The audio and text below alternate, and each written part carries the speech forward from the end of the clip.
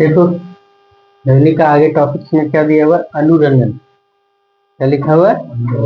अनुरणन। अनुरणन क्या है? तो देखो ध्वनि का जो अनावश्यक गूंज होने लगता है ना किसी बड़े बड़े हॉल में या फिर कहीं भी, तो जो अनावश्यक गूंज है उसे क्या कहा गया? अनुरणन कहते हैं। वही लिखा है कि जब किसी बड़े हॉल में चल रहे म्यूजिक सिस्टम को अचानक बंद कर देते हैं। नहीं देखते हो बहुत ज्यादा डीजे सरस्वती पूजा में और कोई पूजा में बजता है तो कान में गूंजते रहता है ना। घर में जाकर के सो जाओ पर भी क्या होता है? गूंजते रहता है। वही लिखा है कि जब किसी बड़े हॉल में चल रहे म्यूजिक सिस्टम को अचानक बंद कर दिया जाए, म्यूजिक सिस्टम को क्या कर दिया जाए? अचानक बंद कर दिया जाए, और बंद कर देने के बावजूद कुछ समय तक ध्वनि की गूंज हॉल में ही सुनाई देती है, तो उसे ही क्या ध्वनि का क्या कहा जाता है? अनुरणन कहा जाता है। ठीक है। फिर देखो अगला क्या लिखा है? किसी बड़े हॉल से उत्पन्न होने वाली ध्वनि, किसी बड़े हॉल से उत्पन्न होने वाली ध्वनि या किसी बड़े हॉल में उत्पन्न होने वाली क्या ध्वनि दीवारों से बराबर परावर्तन के कारण काफी समय तक बनी रहती है। कमरा में यहाँ से वहां टकराने के कारण क्या होता है? बनी रहती है। और जब तक इतनी कम ना हो जाए कि यह ध्वनि सुनाई ना पड़े। नहीं देखते हो यहाँ से टकराना वहां से टकराना यहाँ, तो क्या होता है? जब तक कम ना हो जाए तो यह ध्वनि सुना ही नहीं पड़ती है। तो यह बराबर परावर्तन जिसके कारण ध्वनि निर्बद्ध हो जाती है क्या कहलाती है? अनुरणन कहलाती है। यानी सिंपल सी भाषा में एक चीज समझना है कि ध्वनि के जो अनावश्यक गूंज है उसे क्या कहा गया? अनुरणन कहा गया। फिर अनुरणन को कम करने के लिए क्या किया जाता है जानते हो? जैसे देखो अभी जहां हम बैठे हुए ना, यहाँ जो दीवार है अभी हम बोल रहे हैं ना वो नहीं गूंजेगा। क्यों नहीं गूंजेगा? इसके पीछे वजह है कि सब जो परावर्तन का जो सतह है ना यहाँ पे चिकना नहीं है, सब खुरदरा है क्योंकि विस्तृत दीवार है। जैसे ही प्लास्टर हो जाएगा अनुरणन अरे चिकनाहट इसमें उत्पन्न हो जाएगा, है ना। तब क्या होगा? आवाज गूंजना शुरू हो जाएगा क्योंकि परावर्तन का उसका कोई दिशा नहीं मिलेगा। वही लिखा है कि अनुरणन को कम करने के लिए क्या किया जाता है? तो क्या सभी भवनों की छतों तथा दीवारों पर ध्वनि अवशोषण पदार्थ लगाए जाते हैं। जैसे क्या लगाया जाता है? दीवार पर बोर्ड मार दिया गया, दीवार को खिरदरा कर दिया गया, है ना।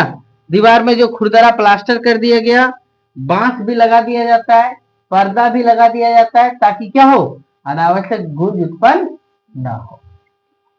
यदि किसी हॉल का अनुरणन काल 0.8 सेकंड का होता है, यदि किसी हॉल में जो अनुरणन काल है वो कितना हो जाए? 0.8 सेकंड का होता है, तो वहां उस हॉल में चल रहा कोई भी म्यूजिक सिस्टम या किसी भी प्रकार का आवाज आपको स्पष्ट सुनाई नहीं पड़ेगा। किसी भी प्रकार का आवाज आपको स्पष्ट सुनाई नहीं पड़ेगा। फिर क्या बोला? एग्जाम्पल नंबर 11.2 देखिए। एक मनुष्य कहीं चट्टान के सामने खड़ा है। एग्जाम्पल क्या बोला है कि एक मनुष्य क्या है? किसी खड़ी चट्टान के पास ताली बजाता है। खड़ा होकर के क्या करता है? ताली बजाता है। और यहाँ जो ताली बजाता है 2 सेकंड के बाद फिर उसके कान में गूंजता है, यानी आकर के उसकी प्रतिध्वनि 2 सेकंड के पश्चात सुनाई देती। ठीक है। यदि ध्वनि की चाल 346 मीटर पर सेकंड है, ध्वनि कितना स्पीड में चल रहा है? 346 मीटर पर सेकंड में, तो चट्टान तथा मनुष्य के बीच की दूरी कितना होगा? ये सवाल आपसे किया। तो देखो ध्वनि की चाल v बराबर कितना? 346 मीटर पर सेकंड। समय कितना दिया हुआ है? 2 सेकंड। तो दूरी निकालना है, तो दूरी बराबर कितना? चाल गुने समय, तो 346 गुने 2 बराबर कितना? 692 मीटर। यानी ध्वनि कितना दूरी तय किया 2 सेकंड में? 692 मीटर। देखो अब आगे क्या लिखा है? कितना मीटर तय किया? 692 मीटर दूरी तय किया। लेकिन एक चीज ध्यान से सुनिए, यहां से कहा गया? चट्टान के पास गया, चट्टान से फिर क्या आया? वापस आया। तो ध्वनि दुगुनी दूरी तय की। ध्वनि क्या किया? दुगुनी दूरी तय किया। यानी 2 सेकंड में ध्वनि के द्वारा तय की गई दूरी मनुष्य के पास आने में कितना दूरी तय करती है? दोगुनी दूरी तय करती है। अर्थात चट्टान तथा मनुष्य के बीच की दूरी 692 बटे कितना? 2, यानी कितना? 346 मीटर। चट्टान तथा वहां पर की दूरी कितना? 346 मीटर है। समझ गए? चलो नोट करो।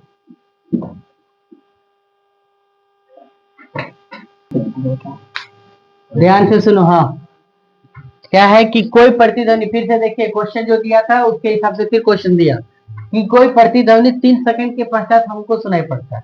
यानी हम यहाँ बोले वो फिर वापस हमें कितने सेकंड के बाद 3 सेकंड के पश्चात सुनाई देता है। और ध्वनि की जो चाल है वो 342 मीटर पर सेकंड है। ध्वनि किस स्पीड से चल रही है? 342 मीटर पर सेकंड। तो स्रोत तथा परावर्तक सतह के बीच की दूरी कितना होगा? यानी जहां से उत्पन्न हुआ और जहां से टकरा करके वापस आया उसके बीच की दूरी क्या होगा? तो देखो चाल बराबर कितना दिया हुआ? 342 मीटर पर सेकंड। समय बराबर कितना? 3 सेकंड। तो दूरी बराबर क्या लिखते हैं? समय गुने चाल, यानी 342 गुने 3 बराबर कितना?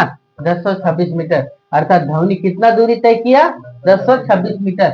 लेकिन ध्वनि क्या करता है? दोगुनी दूरी तय करती है। ध्वनि कितना? दोगुनी। यहाँ से परावर्तक सतह के पास गया और फिर परावर्तक सतह से टकरा करके क्या हो गया? वापस मेरे पास आया। यानी दो बार, एक बार गया एक बार क्या किया? आया। इसीलिए 1026 बटे क्या लिखा गया? 2, यानी 500 मीटर। अर्थात स्रोत तथा परावर्तक सतह के बीच की दूरी कितना है? 513 मीटर। फिर आगे का टॉपिक क्या लिखा है? देखो ध्वनि के बहुल परावर्तन का उपयोग। यानी ध्वनि का परावर्तन नहीं होता तो क्या क्या प्रॉब्लम होता है उसके बारे में लिखा हुआ है। देखो मेगाफोन है, लाउड स्पीकर है, हॉर्न है, शहनाई है, जैसे वाद्य यंत्र सभी इस प्रकार से बनाए जाते हैं कि सबका देखो मुंह जो रहता है पतला रहता है और आगे का भाग क्या रहता है? चौड़ा रहता है। सबसे पहले सिंपल सी भाषा में देखो बाजा, जिसको हम लोग चोंगा बोलते हैं, उसका देखते हो ना सामने वाला मुंह कैसा रहता है? शंकरा रहता है और आगे वाला मुंह कितना रहता है? चौड़ा रहता है, यानी शंकु के आकार का रहता है। इसके पीछे क्या वजह है? तो इसके पीछे एक ही वजह है कि ध्वनि टकरा करके इधर से इधर, इधर से इधर टकरा करके क्या करता है? ज्यादा फैलता है।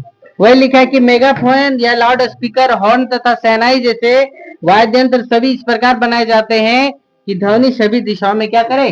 फैले बिना केवल एक विशेष दिशा में क्या हो जाए? चला जाए, है ना। इन सभी यंत्रों में नली के आगे का भाग क्या रहता है? खुला हुआ शंक्वाकार होता है। नली के आगे भाग क्या रहता है? खुला या क्या होता है? शंक्वाकार होता है। फिर आगे क्या लिखा? या स्रोत से उत्पन्न होकर ध्वनि तरंगों को बार बार परावर्तित कर देता है। ध्वनि तरंगों को क्या कर देता है? बार बार परावर्तित कर देता है और आगे की दिशा में क्या कर देता है? भेज देता है। फिर आया स्टेथोस्कोप। स्टेथोस्कोप समझ रहे हो?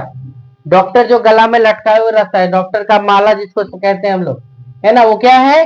वो मतलब क्या करता है? हृदय की धड़कन को मापता है। स्टेथोस्कोप एक क्या है? यंत्र है जो शरीर के अंदर मुख्यतः हृदय तथा फेफड़ा में उत्पन्न होने वाले ध्वनि को सुनने का क्या करता है? काम करता है ना। या रोगी के हृदय की धड़कन को ध्वनि बार बार परावर्तन के कारण डॉक्टर को क्या कर पाता है? आसानी से सुन पाता है। अगर बार बार परावर्तन नहीं होता तो डॉक्टर सुन पाता है क्या? नहीं।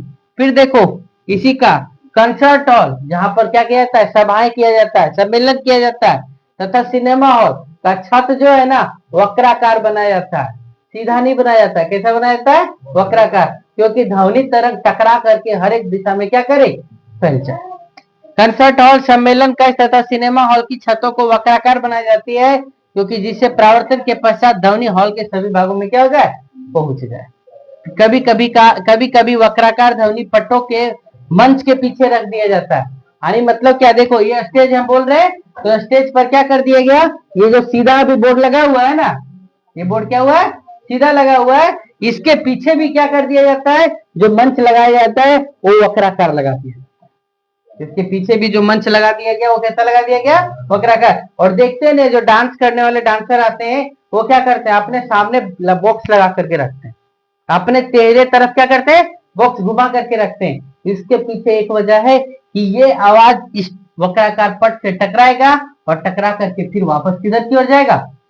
जो ऑडियंस बैठे रहते हैं उधर की ओर जाएगा। तो लगेगा कि नहीं ये बढ़िया प्रकार से गाना बज रहा है या बढ़िया प्रकार से प्रोग्राम चल रहा है। ये ध्वनि पट है। इसको क्या बोला गया? ध्वनि पट। कभी कभी वक्राकार ध्वनि पटों के मंच के पीछे रख दिया जाता है जिससे कि ध्वनि पट से परावर्तन के पश्चात समान रूप से पूरे हॉल में क्या हो जाता है? फैल जाता है। ये आज का टॉपिक था। कल हम लोग बनेंगे पराध्वनि का अनुप्रयोग, है ना। चलो।